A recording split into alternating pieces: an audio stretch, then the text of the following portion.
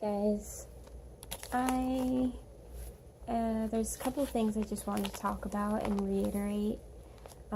Everybody in my house is asleep right now, so I'm trying to be really quiet.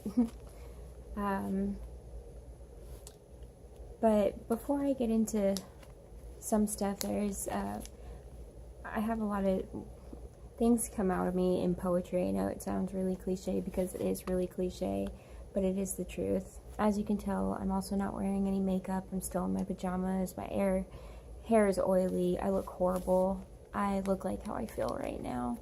Just a hot mess.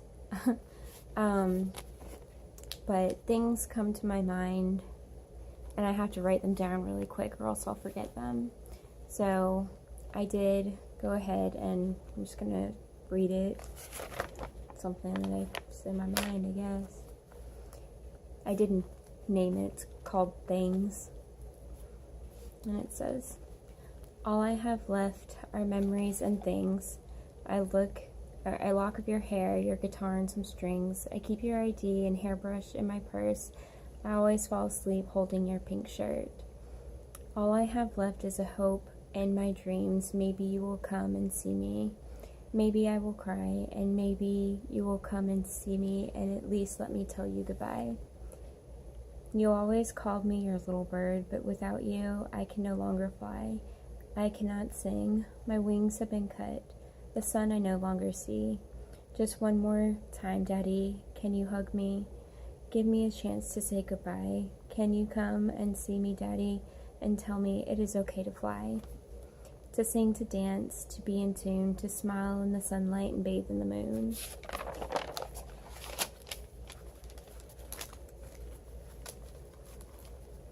Why have you gone away so soon?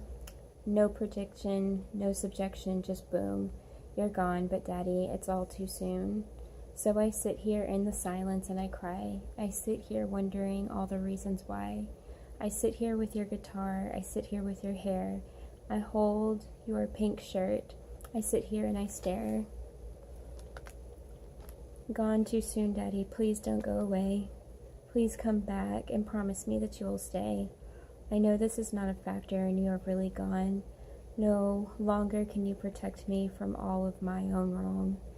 No longer can you hold me and tell me it'll all be okay. You are gone for good, Daddy. You have earned your wings and flown away. But this baby bird has never grown up. Maybe I depended on you all too much. I never thought that I would see the day.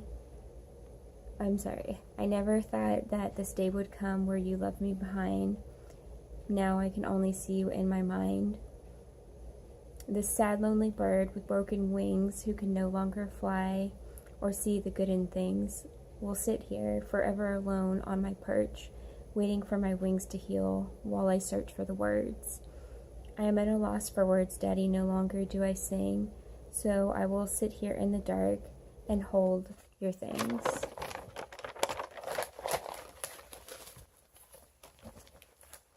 Your hair, your ID, your strings and guitar, your hairbrush in my purse and memories of ours. I will cry myself to sleep again while holding your guitar. Good night, moon. Good night, sun. Good night to all the good things that'll never come. And that's just my little poem. It just popped in my head and I had to read it. Or write it, I guess. I didn't have to read it, but anywho, I also wrote down a couple other things. There's been a viral video, and you'll probably say, oh, which one? Because there's hundreds of them, but there's been a viral video going around, and it happened in Pasco County, which is not too far away from me, just a couple counties over. I'm in Polk County, and there is a woman in her car, and she takes her phone out and she's recording, and she's telling talking in the background, saying that she's there to pick up her sister and that Pasco County needs to get on the ball or something like that. I don't know, but I feel like she made a fool of herself without really realizing it. There was a woman who was obviously hi. She was nodding out. She was leaning on the lady's car. And the woman in the car just filmed her the whole time, just talking a bunch of shit. And, you know, I'm not good speaking like this, so I always write things down. And this is what I wrote in response. And how I feel a lot about my dad's situation and other things like that. But I did say she could have walked away and OD'd and died. If the woman behind the camera realized what her children, family, and friends would have gone through in this situation, maybe she would have put down the camera and called for help. I understand that not everybody wants help or will accept it, but maybe she will. Maybe she is the one person you just saved. Maybe you just brought back a mother, a daughter, a friend. Maybe you just caused unnecessary heartache because you wanted a couple likes on your Facebook. Not everyone is a quote-unquote junkie by choice.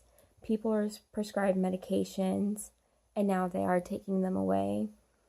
People with addictive personalities, such as mine, have no guidance for help or to make these feelings of needing this drug to just go away. You can go to the emergency room or the hospital for anything, a broken arm, anything that you're in pain for, and whatever it be, the first thing they're going to do is shoot you up with Dilaudid or morphine, and that's great when you're in pain. But then they pull the IV out and they send you home. You can't do that to some people.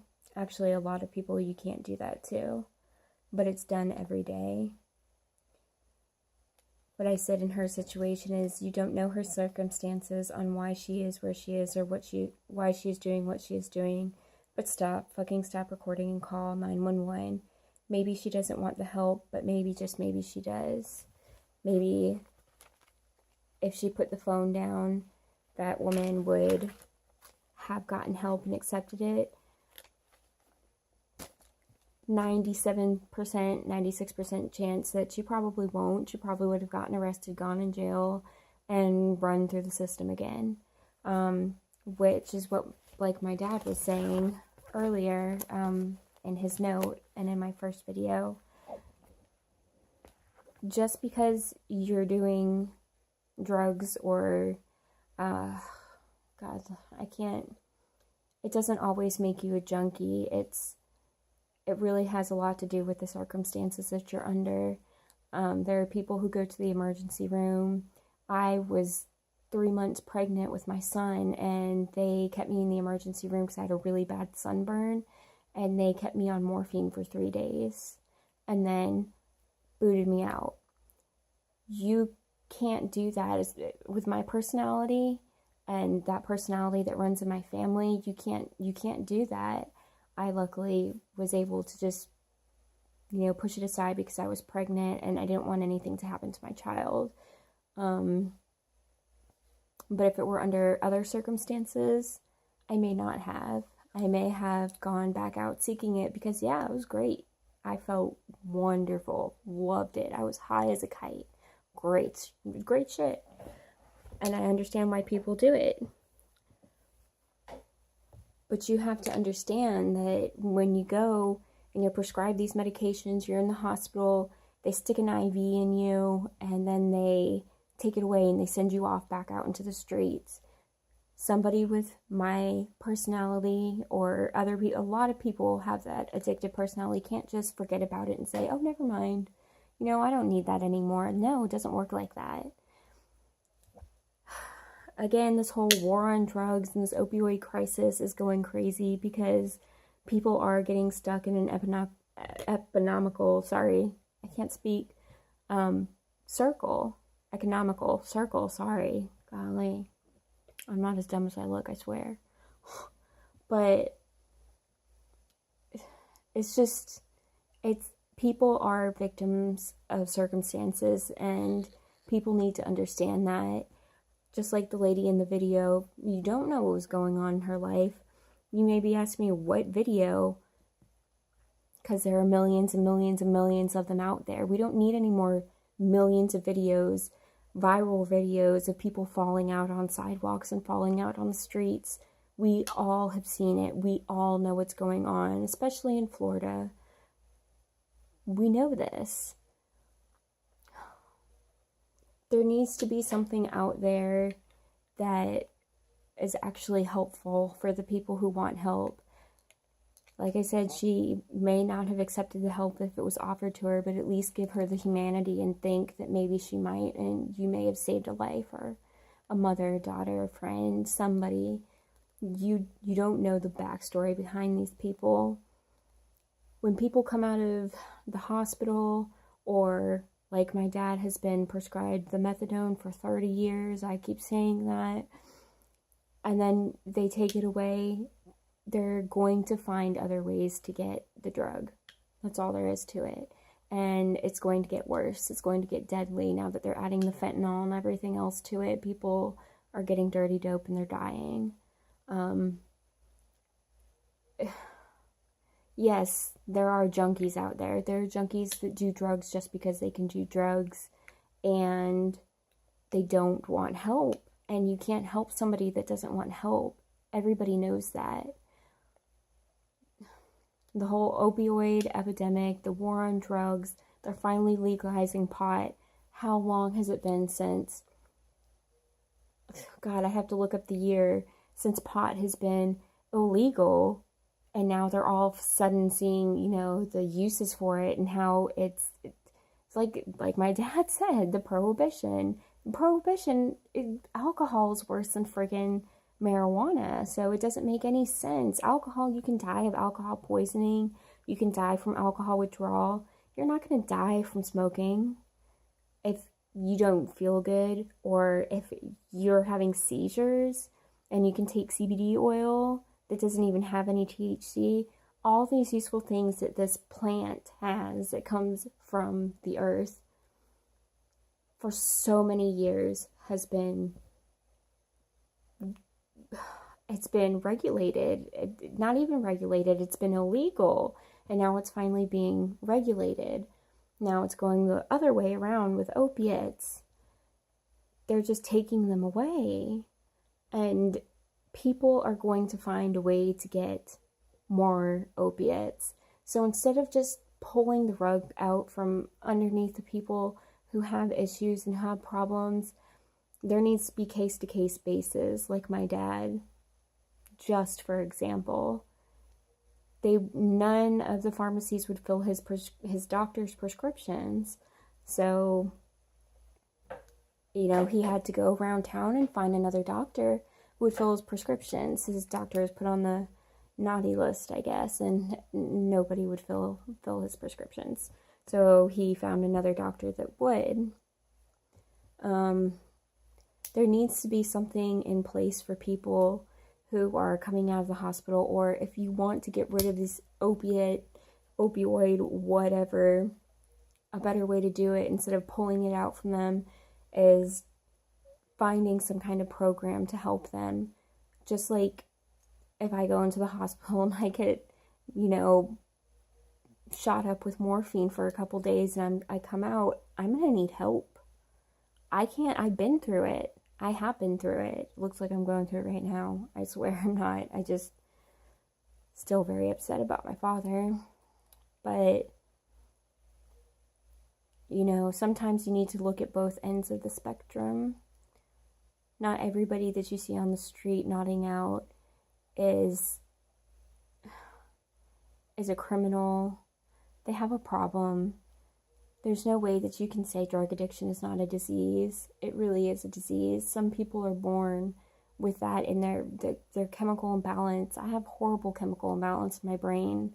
It's been going on throughout my family for years. We call it the Ball nerves, because my grandmother's last name was Ball, and her grandfather, my great-grandfather, had horrible anxiety, and he turned to heroin when that was actually, you know, Bayer had it in the stores. You could buy heroin, and then it got outlawed, and, you know, he found himself in a predicament. My grandmother had horrible anxiety. My grandmother's brother my great uncle, I guess you could say that was in and out of mental institutions his whole life because of this chemical imbalance in his brain.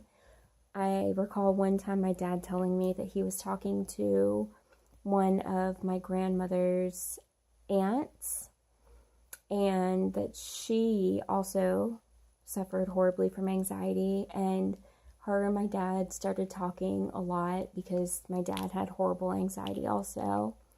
And she said that she actually went for shock therapy when they were still doing that. And actually, they still do shock therapy, but in very, very, very few cases do they do it, not just for generalized anxiety. But she went for shock therapy 3 times to the maximum. She said it helped her for a while. For about 6 months or so, she would forget what it felt like to have anxiety, but then she'd have to go back and get shocked again. And she did this to the limit where they said, no more, we can't shock you like that anymore. So it's inherited. Some people can go to the hospital and go get shot up with Dilaudid or morphine and walk out and be perfectly fine the next day, not feel a thing. But the majority of the people can't. I understand you want to keep, people are wanting to make sure that opioids and things like this are not getting in the hands of children and younger adults. I get that. That means you need to go about a different way to dole out opioids. In some cases, you need them. When people are in dire pain, you absolutely need them. That's why they put me on morphine when I was pregnant, because they said the pain that I was in was causing more harm to the child than the opiates were. So they put me on that. Sometimes it's a lifesaver, not just a pain reliever or something to get high on. It's a lifesaver.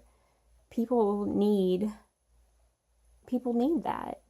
And it's, it's been taken and regulated and everything else, but really it's comes from a plant, just like pot, an opium plant. It's just, it doesn't make any sense.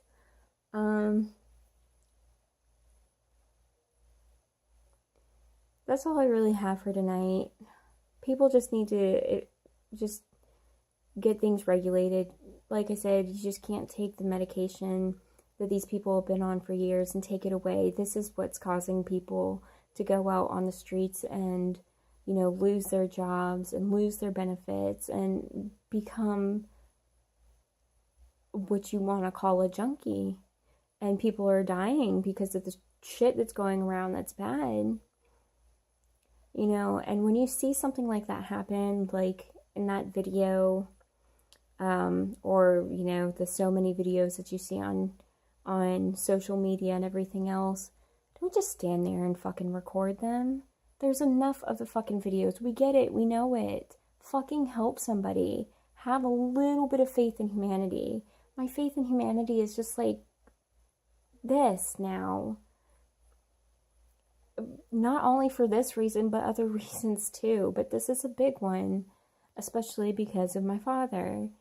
And it really does mean something to me. So stop and think about what you're doing before you film somebody. Walk a mile in that person's shoes. Ask them how they got there and why they're in that position. You can get them help. If they don't want help, that's on them. You can't save everybody, but at least give the person a chance. Don't laugh at them. Don't make fun of them. Build each other up instead of fucking tearing each other down, which is all we're doing anymore, is tearing each other down. I really do wish people would watch this video and comment. I think it's a really important subject, not just opiates, just general humanity in people, and it seems that ceases to be, that there is none. There is some, but very small. So anyways, I took a bunch of Benadryl. I'm trying to fall asleep. It's not working. Still wide awake.